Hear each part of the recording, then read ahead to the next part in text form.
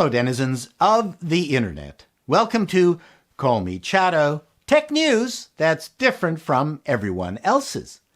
Facebook's Metaverse. Do you know why I know it's a big deal? Because social media has stopped talking about the Dave Chappelle special.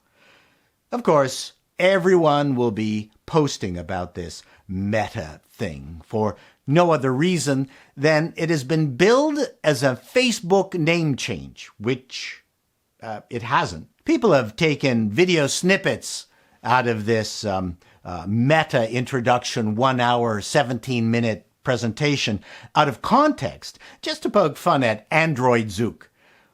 All lots of fun and great for clicks, but I decided to watch the entire presentation and take it seriously. Yes, me. Of all people. I know you come here for the sarcasm and jokes, but I also know you come here for pithy insights, and I have several. The name change, coming in the wake of all the controversy surrounding Facebook, has really taken the Facebook story to another level. Most commentators calling the change to Meta as akin to putting lipstick on a pig. But for this video, I'm actually going to avoid talking about Facebook's transgressions because they are not relevant to Mark's vision as outlined in his video. So let's start by clearing up just what Meta is. Meta is the name of a new umbrella brand, much like Google's Alphabet. Facebook is not going away or being renamed. It's going to be a product along with Instagram and WhatsApp within Meta. The idea of Meta is that Mark and co. can now expand product offerings that aren't very Facebook, such as Oculus VR, which the video was really mostly about. Why this is all relevant is that Facebook is a big freaking company. Billions of people use it. They've figured out how to monetize it, and their influence is staggering, as demonstrated by revelations of its bad behavior. Hopefully, they can sort that out and be a source for good and not evil. Honestly, if they don't, then this meta thing will be a complete bust. Personally, I've left Facebook. I haven't used it in a long time, more than a year. I was tired of the same people calling me an asshole. I prefer Twitter, where it's always new people calling me an asshole. That being said, people are weirdly forgiving. And if they weren't, then a certain unnamed religious organization, let's say based in Rome, accused of sexually abusing tens of thousands of children, would be gone. But they are not. They're still here. So there is still hope for Facebook. Sorry, I said I wasn't going to talk about the Facebook bad stuff. Okay, then. Let's put aside Meta, because Mark's presentation was not about that. Well, except at the very end. It was about his vision for the Metaverse. Essentially, a combination of Zoom and Second Life on steroids.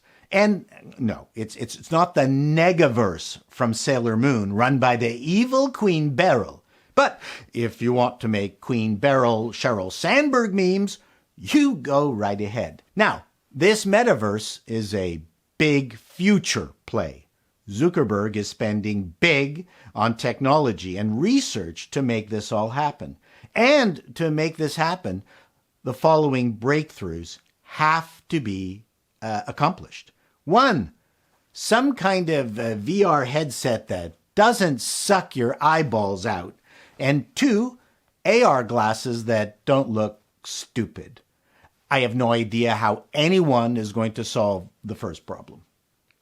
Sure, I can see it working if you're working from home and you're controlling your avatar from a distance over the internet. But if you're out in the real world, even with what Mark called hybrid VR, where you can see aspects of your physical environment in combination with VR elements, it's still going to look weird if you're walking about the mall wearing a Tupperware sandwich container strapped to your head. What was really telling was there was only one clip of a person wearing a VR headset, obviously an Oculus headset, in the entire presentation. Why? Because people look stupid wearing them. Okay, so let's get back to the presentation because there was some very interesting points. I honestly congratulate Mark for putting himself front and center in this video.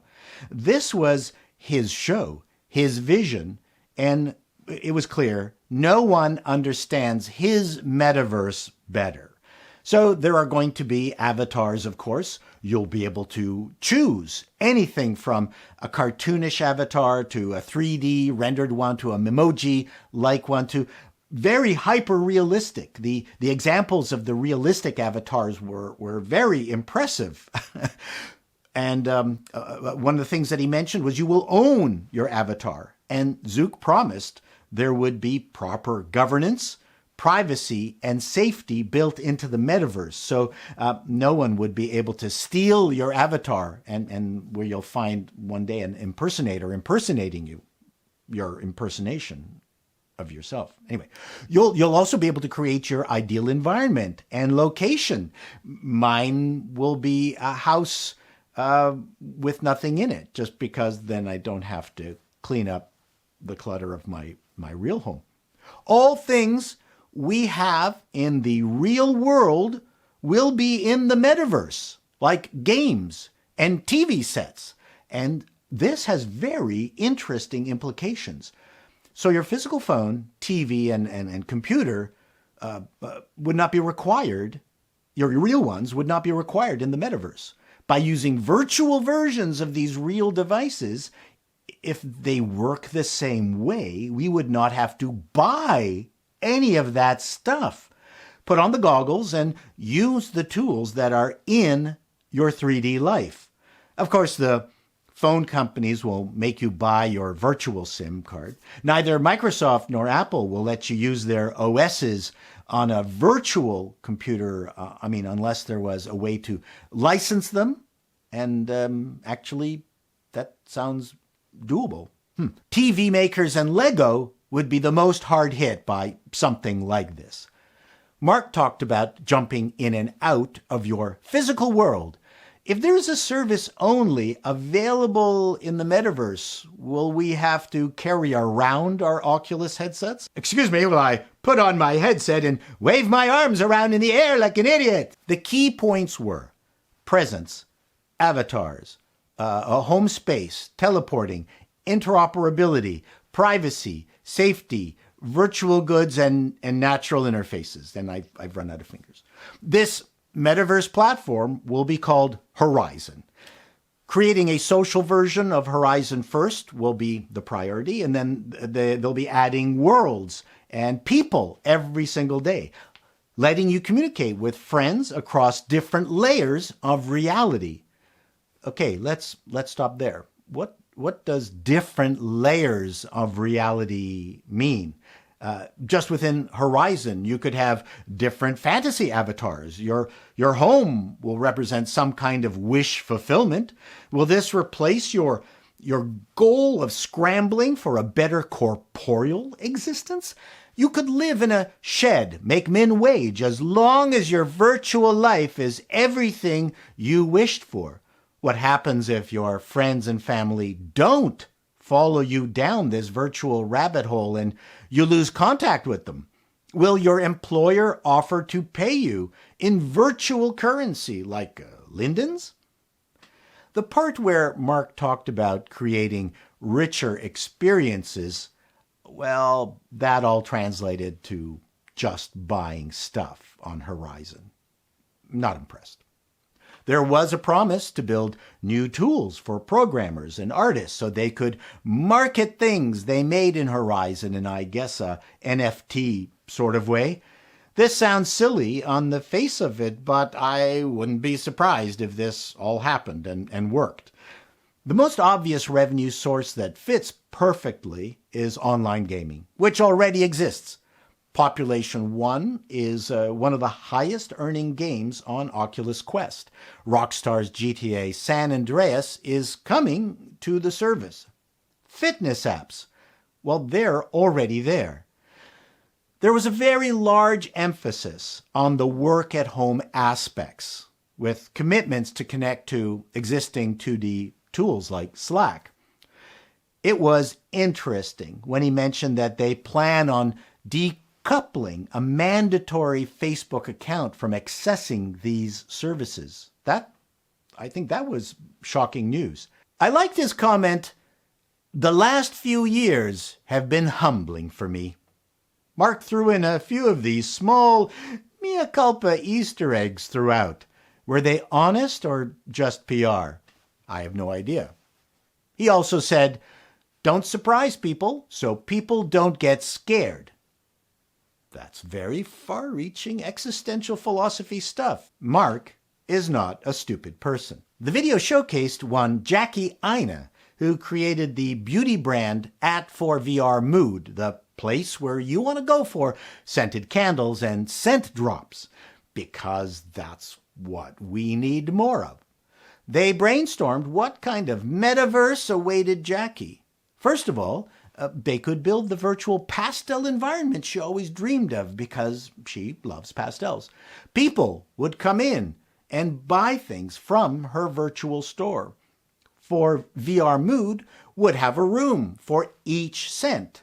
Of course, because there would not be any extra square foot rental charges. Well, at least initially. There would be exclusive launch parties for only fans who will meet Jackie's avatar, without a mask, and have the privilege of buying earth-shattering piles of useless shit. But as ridiculous as this was to me, it was a very clear and demonstrable way for people to make money from many channels from the burgeoning economy of nothing. When is this going to come to fruition? Apparently, it's a long way off. A really long way off. But by exposing his vision now, it's kind of like when Elon Musk introduced the Tesla 18-wheeler that will never come out, but generated lots of publicity. Facebook has been in the dumps for a while, not including the recent issues. So the Meta announcement provided both an opportunity for a refresh and some future shock, which, frankly, Facebook really needed. Mark as presenter. What's funny about this video is just how many self-deprecating jokes there were in it. And so many people rushed to paint Mark as this humorless android, forgetting that he's clearly retained that weird, geeky sense of humor that only a programmer has. And it was on full display in this video, and I found it quite enjoyable. When he selected his clothes for his avatar, that was a joke, folks. So many commenters laughed at him as if he was doing that for real. And as opposed to being out of control, he was very much in control and clearly enjoying himself. Unlike Tim Cook, who I'm pretty sure would rather have train spikes driven into his eyes rather than doing any kind of presentation, Mark has been itching to do this. He's in 90% of it. Mark has an ego. This was the Marky Mark Show.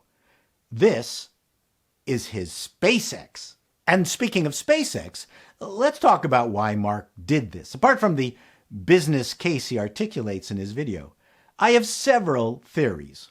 One, he's a nerd, and Facebook is essentially a done deal, and he's bored. Two, he's really enjoying VR and AR and is immersed in the stuff his labs are creating. Three, billionaires do not like to be known as a one-trick pony. All successful people believe they can duplicate their first successes.